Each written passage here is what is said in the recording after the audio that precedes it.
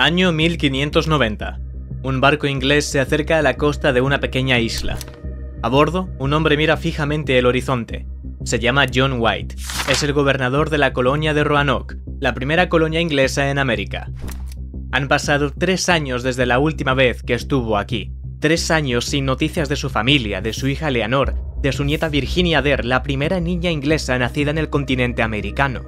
3 años preguntándose si alguien seguirá vivo. El barco se detiene. Los hombres desembarcan. Silencio.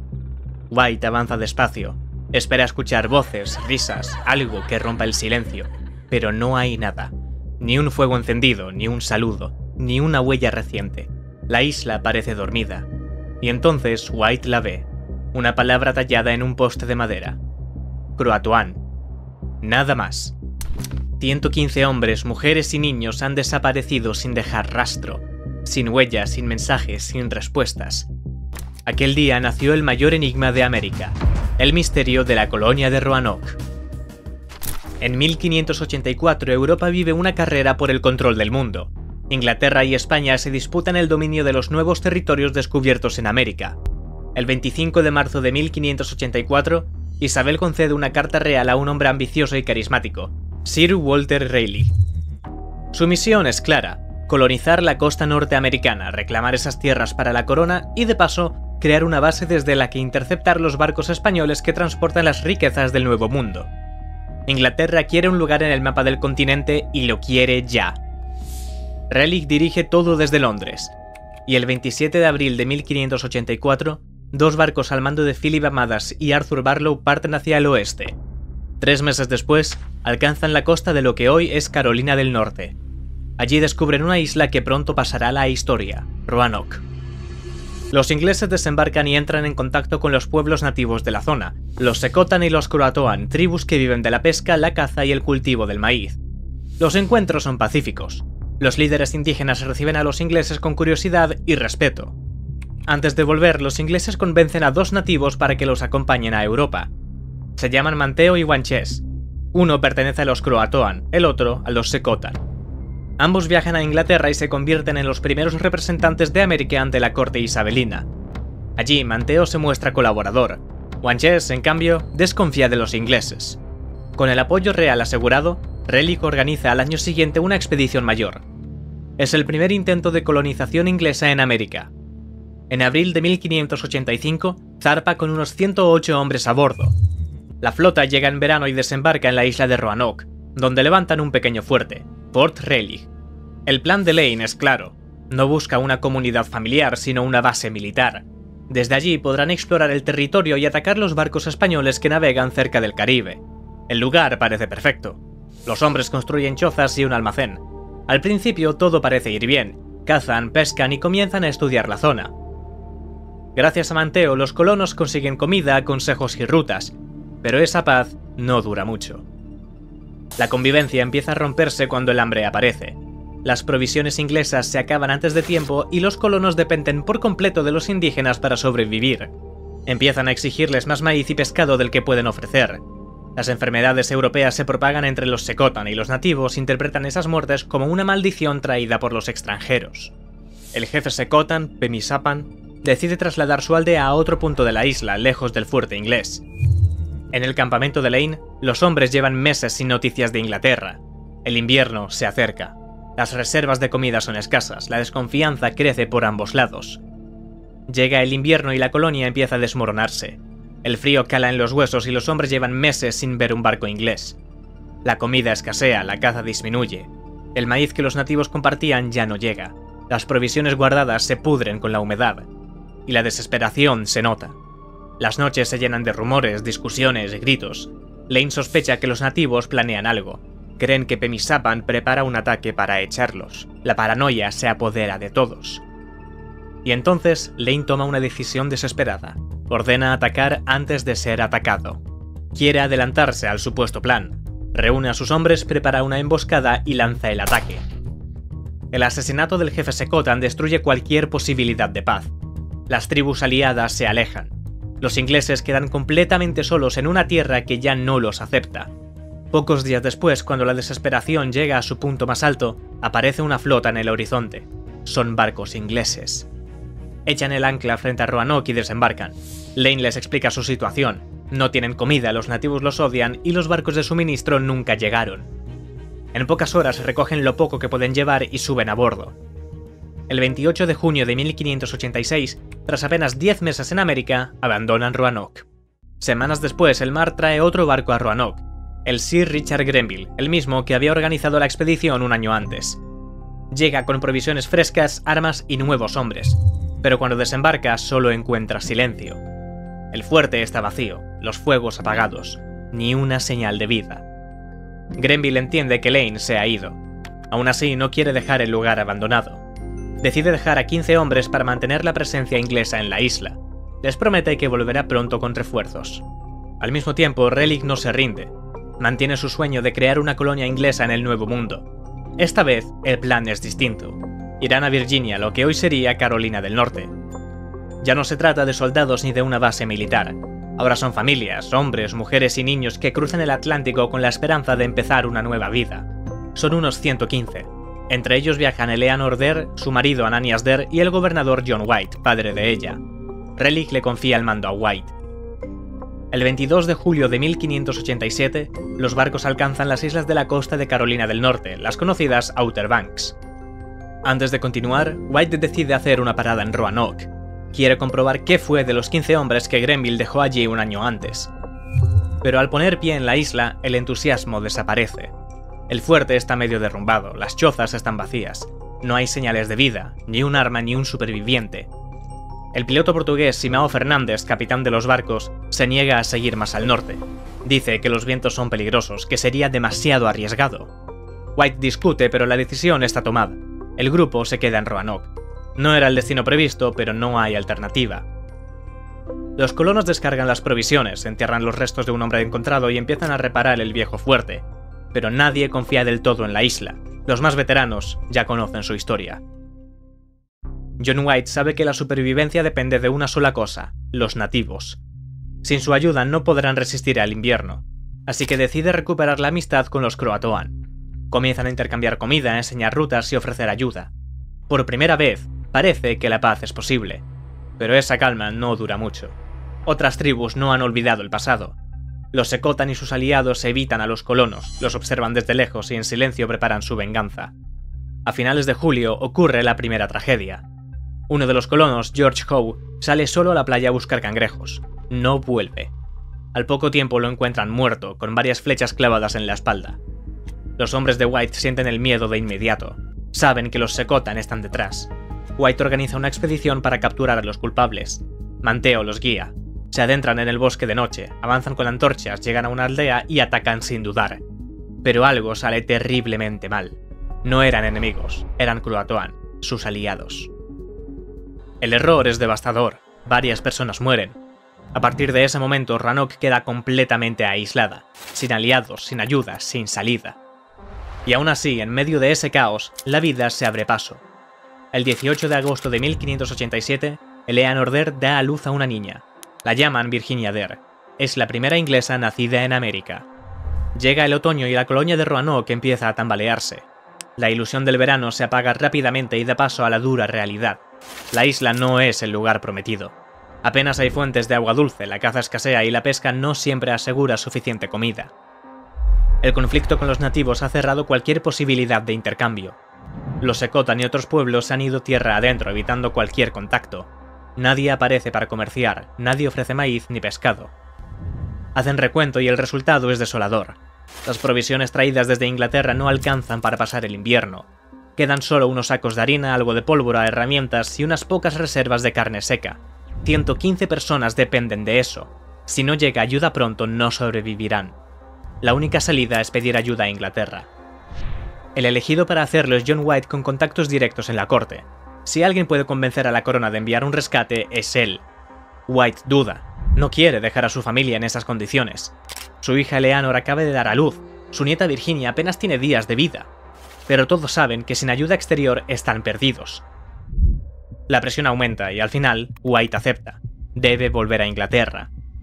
En la isla quedan 115 personas. Hombres, mujeres y niños atrapados en un lugar difícil, sin aliados, sin provisiones suficientes y con el invierno acercándose. White parte hacia Inglaterra y Roanoke queda sola. En noviembre, John White vuelve a pisar suelo inglés. Llega agotado, pero con una sola idea en la cabeza: regresar cuanto antes a Roanoke con comida, herramientas y más colonos. Sabe que su familia lo espera, sabe que cada día cuenta. Pero al llegar a Londres, todo ha cambiado. El país entero se prepara para la guerra. Felipe II moviliza una flota colosal, más de 130 barcos, la Armada Invencible, con la misión de invadir Inglaterra. Isabel I ordena requisar todos los barcos disponibles. Nadie puede zarpar. Ninguna nave, por pequeña que sea, puede apartarse. White intenta hablar con oficiales, comerciantes y marinos. Pide permiso, ofrece su dinero, promete encargarse del viaje por su cuenta. Nada. Todos le dicen lo mismo: no se puede. La prioridad es defender Inglaterra. El gobernador comprende que su colonia está siendo olvidada. Sus 115 colonos, su hija Eleanor, su nieta Virginia siguen en una pequeña isla al otro lado del océano. Él no puede hacer nada. Desesperado, White busca una alternativa. Consigue reunir 2 barcos mercantes pequeños, pero el destino vuelve a golpear. Cerca de la costa africana, las 2 naves son interceptadas por franceses. Intentan resistir, pero no tienen ninguna posibilidad. Saquean los barcos, se llevan los suministros y dejan a los ingleses sin medios para continuar. John White se ve obligado a regresar a Inglaterra con las manos vacías. Ha perdido un año entero. Un año más sin saber si su familia sigue viva. Y por fin, en 1590, surge una oportunidad. La Armada Invencible ha sido derrotada y la presión militar empieza a bajar.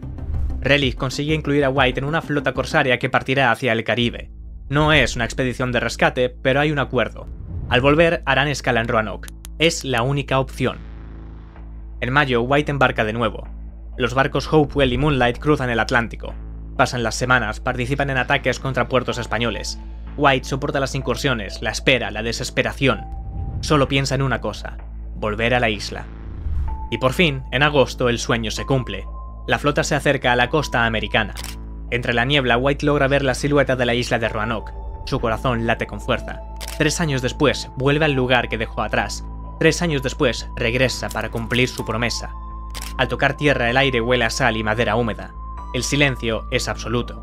El grupo avanza entre los árboles hacia el antiguo fuerte. White grita: ¡Eleanor! ¡Ananias! ¡Virginia! Nadie responde. Deciden no seguir avanzando. Es demasiado arriesgado entrar de noche. Para anunciar su llegada, hacen una señal y tocan la trompeta. Nada. Ni una voz, ni un paso, ni una luz. Acampan junto a la orilla. Esa noche apenas duermen. White se queda mirando el fuego, intentando convencerse de que al amanecer verá a su familia. Pero en el fondo siente que algo no encaja. Al amanecer pronto se dan cuenta de que no hay nadie. El lugar está vacío. Las chozas están desmontadas con cuidado, no destruidas. No hay señales de lucha, ni de fuego, ni de huida. Todo parece abandonado con calma. Entonces lo ve. Grabada profundamente en un poste hay una palabra: Croatoan. Cerca, en un árbol, otra inscripción: Cro. Nada más. White lo recuerda todo al instante.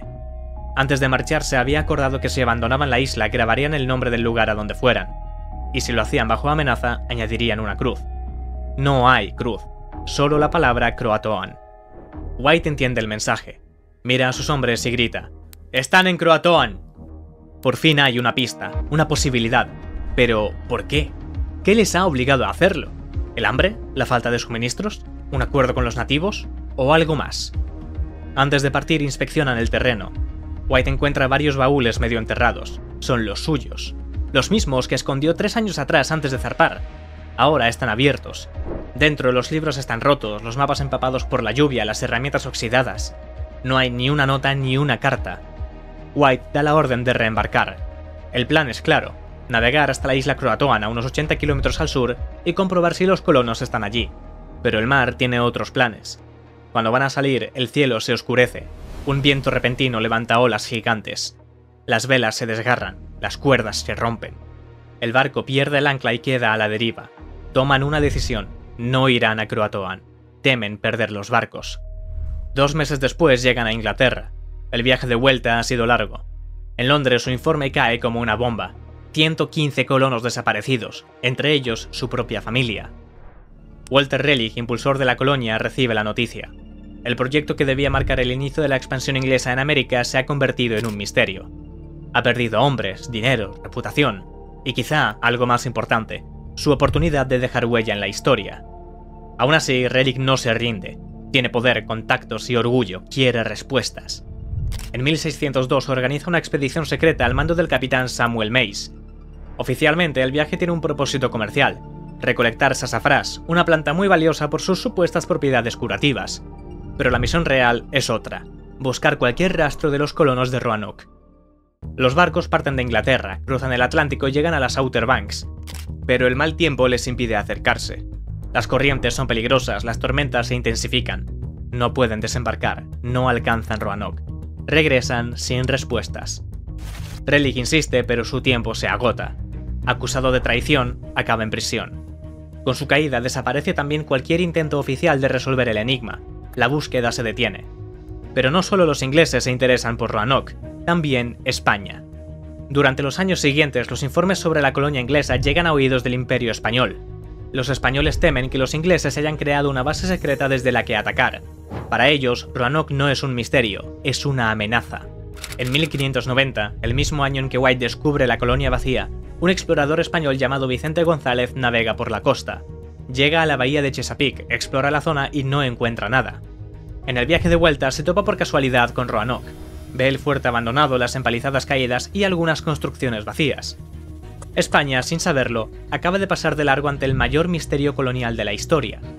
Con la derrota de la Armada Invencible y los problemas internos del imperio, los planes españoles para eliminar cualquier colonia inglesa en la zona se cancelan. Y así, tanto Inglaterra como España abandonan la búsqueda. Roanoke queda sola, olvidada. Pero, ¿qué ocurrió realmente con los colonos de Roanoke? Todo apunta a que la colonia perdida de Roanoke simplemente se trasladó a la isla de Croatoan. Caso cerrado, ¿no? Bueno, no del todo. En sus escritos, White menciona otro detalle curioso. Dice que antes de irse en 1587 los colonos se estaban preparando para adentrarse unos 80 kilómetros tierra adentro. El problema es que Croatoan se encuentra a unos 80 kilómetros al sur de Roanoke, pero es una isla, no parte del continente. Quizá, después de todo, Croatoan no era el destino final. Y si no lo era, ¿a dónde fueron? 20 años después de la desaparición de la colonia de Roanoke, la guerra entre Inglaterra y España ha terminado. John White y Sir Walter Raleigh caen en el olvido. Aún así, el interés por América vuelve a despertar, y en 1607 se funda Jamestown, la primera colonia inglesa permanente en América. Y no está lejos de donde una vez estuvo Roanoke. Esta nueva colonia se levanta dentro del territorio de una gran confederación de tribus nativas gobernadas por un líder al que los ingleses llamaban Powhatan. El poderoso jefe Powhatan pronto confiesa algo a los ingleses. Dice que tiempo atrás mandó matar a lo que él creía que eran un grupo de ingleses, hombres que vestían ropas europeas, niños con la piel sorprendentemente clara y el cabello rubio, que vivían con una tribu rival llamada Chesepian. Dijo que los eliminó por miedo a una profecía que hablaba de extranjeros que destruirían su pueblo, y al verlos creyó que era la señal. Los colonos de Jamestown quedan paralizados. Si lo que dice Powhatan es cierto, parte de la colonia perdida habría sobrevivido durante años, solo para morir a manos de las tribus locales. El capitán John Smith ordena investigar, envía mensajeros para hablar con otros jefes locales. Uno de ellos le cuenta que más al sur existía un lugar llamado Canajonan, donde vivían hombres que construían casas amuralladas y vestían al estilo europeo. Smith toma nota de todo, pero lo que no sabía era que aquellos hombres de piel clara tal vez no eran descendientes de europeos, sino nativos con albinismo, una condición genética mucho más frecuente en algunos pueblos indígenas que entre los europeos. El tiempo pasa. Jamestown crece, comienzan las guerras con los Powhatan y el misterio de Roanoke se desvanece. A principios del siglo XVIII, un explorador inglés recorre Carolina del Norte. Se llama John Lawson. Vive un tiempo con los nativos de Hatteras. Esta tribu vivía en las mismas tierras que los antiguos Croatoan, aunque la isla había crecido y ahora se conocía como Isla Hatteras. Los Hatteras le cuentan a Lawson que algunos de sus antepasados habían sido blancos y sabían leer. Además, varios miembros de la tribu tenían ojos grises, un rasgo que, según Lawson, era exclusivo de ellos. También mencionaron una leyenda local sobre un barco fantasma al que llamaban el barco de Sir Walter Raleigh. Lawson está completamente seguro de que los Hatteras son los descendientes de la colonia perdida. Al igual que John White, cree que los colonos se habían trasladado a Croatoan y con el paso del tiempo los dos pueblos habían acabado fusionándose. Es lo más lógico, lo más humano. Los colonos se integraron con la tribu Croatoan. Los colonos confiaban en ellos. Si decidieron marcharse, lo harían hacia donde sabían que podían sobrevivir. A finales del siglo XX, los arqueólogos hallan pruebas: pipas inglesas, monedas isabelinas, cerámica europea y un anillo de oro con un león grabado. Ese símbolo coincide con el escudo de la familia Kendall, y entre los colonos de Roanoke había un Master Kendall. El anillo aparece en el suelo croatoan. Los colonos vivieron allí, se mezclaron con los nativos y desaparecieron como colonia inglesa. Y eso es lo que todo el mundo cree, hasta que a finales de 2011 unos investigadores hacen un descubrimiento importante. Mientras analizan el mapa de Virginia dibujado por John White, se fijan en algo que nadie había tomado en serio: unas pequeñas manchas sobre el papel. Tradicionalmente esas manchas se consideraban simples correcciones de errores, pero esta vez alguien decide examinarlas con cuidado. Debajo de la mancha superior hay algo más. Una estrella de 4 puntas, el símbolo típico de un fuerte. Está a tierra adentro cerca de los ríos Chowan y Roanoke. La pintura usada para dibujar el símbolo coincide con la del resto del mapa, lo que sugiere que fue el propio John White quien lo dibujó y lo ocultó. Y lo más desconcertante es que pronto se descubre otra estrella más pequeña, rodeada por 2 cuadrados, representando un segundo fuerte. Pero, ¿por qué White lo ocultó? En aquel contexto, Inglaterra tenía motivos más que suficientes para preocuparse por qué información sensible acabara en manos enemigas. Otro ejemplo de este secretismo fue la propia colonia de Roanoke. A día de hoy todavía no conocemos con certeza su ubicación exacta ni su distribución, porque nunca se registró en los mapas que se conservaron. Y cumplió su propósito, impedir que España la encontrara. De hecho, los españoles siguieron buscándola mucho tiempo después de su desaparición, así que es poco probable que tuvieran nada que ver con ella. Arqueólogos van al punto y abren excavaciones en lo que llaman Sitio X. Fragmentos de loza inglesa de finales del siglo XVI, clavos hechos a mano, una pieza de espada, herramientas de hierro isabelinas, todo mezclado con cerámica de un poblado indígena de la misma época. Ninguna colonia inglesa posterior ocupó ese lugar. Esos objetos solo pueden proceder de Roanoke. ¿Y si la colonia se dividió? Un grupo al sur hacia Croatoan, otro río arriba, unos 80 kilómetros tierra adentro, buscando agua segura, maíz y alianzas. Pero, ¿por qué separarse? Si esta teoría es cierta, Manteo habría vuelto a la isla Roanoke con su gente para llevarse a algunos colonos con él. En 1888, 54 nativos croatoan pidieron ayuda al Congreso de Estados Unidos, afirmando ser descendientes de la colonia perdida de White. Probablemente muchos colonos fueron asesinados. Según las costumbres de los nativos, un número de ellos, especialmente mujeres y niños, habrían sido tomados como prisioneros e incorporados a la tribu. También puede ser que Manteo matara a todos los colonos. La tensión con los nativos ya era grave antes de que White partiera. La muerte del jefe Wingina aún pesaba sobre ellos, las alianzas se habían roto.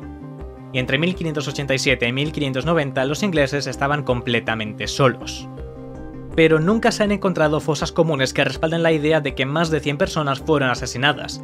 No hay cuerpos, no hay restos. También puede ser que los colonos murieran de hambre, enfermedad o intentaran volver a Inglaterra. Los datos lo confirman. Los registros del clima muestran que entre 1587 y 1589, Roanoke sufrió una sequía extrema, la peor en 8 siglos. Las cosechas fallaron. Y sin comida, sin aliados, sin barcos, los colonos quedaron atrapados. Puede que intentaran resistir. Puede que, desesperados, construyeran balsas o pequeñas embarcaciones para escapar. Si lo hicieron, nunca llegaron a ningún sitio. Los huracanes del Atlántico los habrían tragado. Ni restos, ni cuerpos, ni mensajes, solo silencio. Un silencio largo de más de 400 años. Puede que intentaran resistir, puede que buscaran ayuda, o puede que simplemente desaparecieran. Nadie lo sabe, nadie lo ha sabido en más de 4 siglos. Y solo queda una palabra grabada a fuego en la historia: Croatoan. El resto se lo llevó el tiempo.